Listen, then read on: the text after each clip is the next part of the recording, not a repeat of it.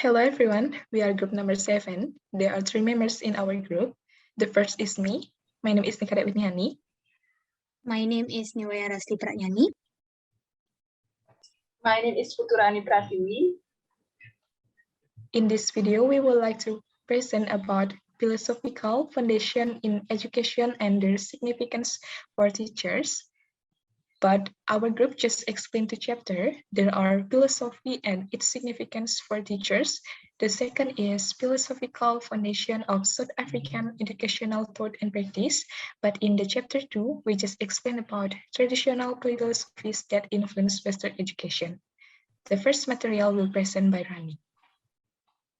Philosophy and its significance for the teacher. What is philosophy? The term philosophy is derived from the Greek line meaning to love and sophia, meaning wisdom. This love or the pursuit of the wisdom is not found in the domestic attitude, but relates one penetrating, short and important truth. Philosophy is an idea, one precise aspect of human and life in the general and the world around us. How does one determine whether a question philosophical or not?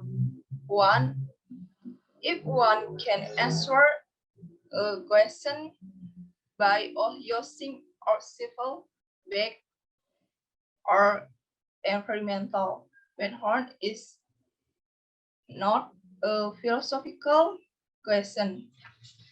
Number 2, if a question cannot be answered, be corrected, meant, or explained by reference to sensory data, it constitutes a philosophical question.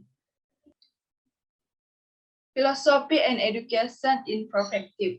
Philosophy of education can set curriculum working and test record and often many in the organization and structure of the learning every moment.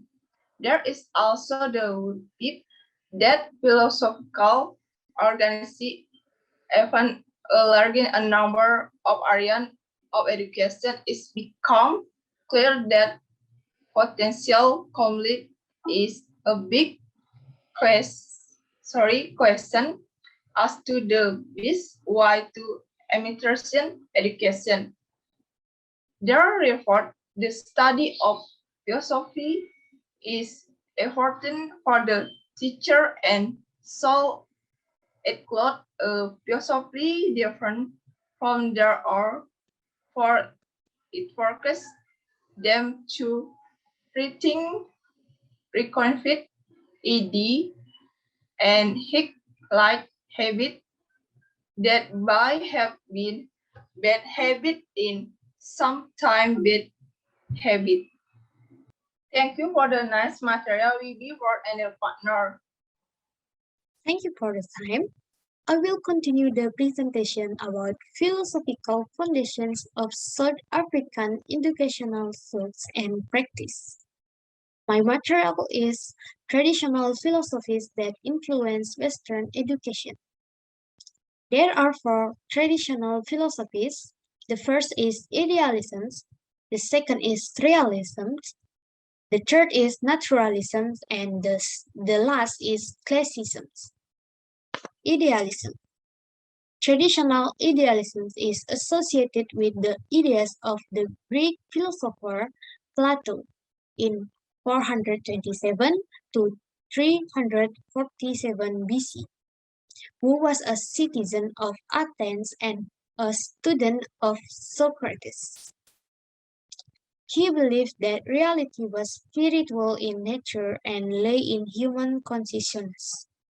Plato explained his philosophy through imaginary dialogues between his mentor, Socrates, and his students.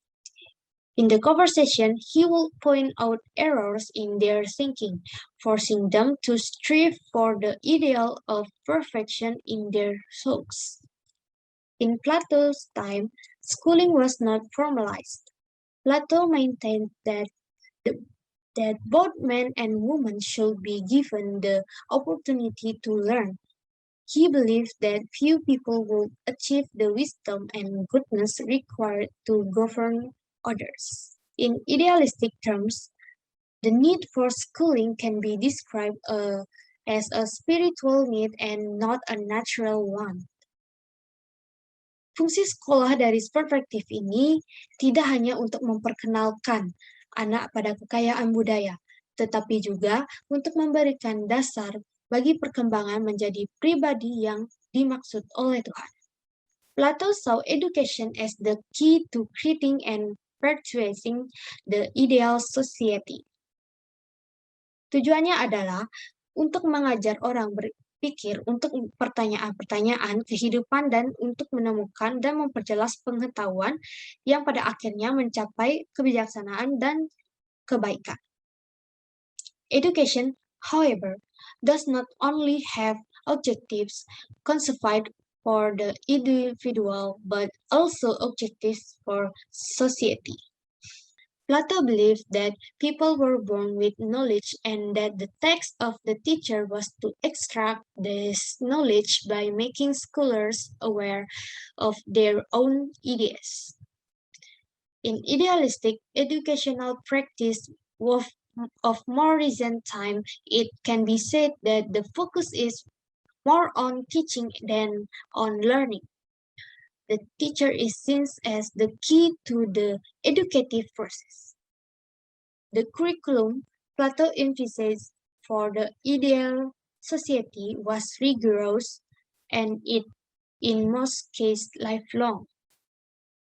Idealistic education often has a marked moral orientation, recognizing the pupil as an individual with a soul does not mean that the teacher will fuss over the pupils with sentimentality.